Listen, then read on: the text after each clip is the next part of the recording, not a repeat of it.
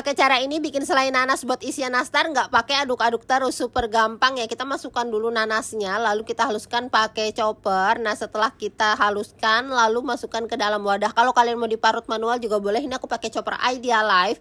Nah setelah itu kita masukkan ke dalam wadah, aku pakainya 1,5 kilo ya, masukkan ke dalam rice cooker. Ini cara gampang masaknya, kita tinggal pakai rice cooker low sugar Idealife, pilih yang slow rice. Abis itu bisa ditinggal sambil beberes rumah atau sambil tidur lagi ya. Kita nggak perlu aduk-aduk capek dari awal. Ini low watt, kapasitasnya 2 liter, harganya terjangkau. Kalian bisa dapatkan di Shopee-nya Idealife. Bisa juga buat masak nasi low sugar, bikin sup, bikin bubur ya. Kalau airnya udah berkurang, kita tambahkan gula, lalu kita masak lagi.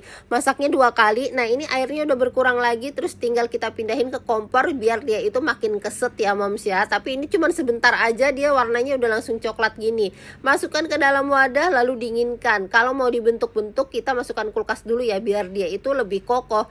Habis itu udah deh, tinggal mau dibentuk sesuai selera aja, mau bulat-bulat, mau lonjong-lonjong juga bisa. All cookware aku beli di Idealife. Yuk bikin.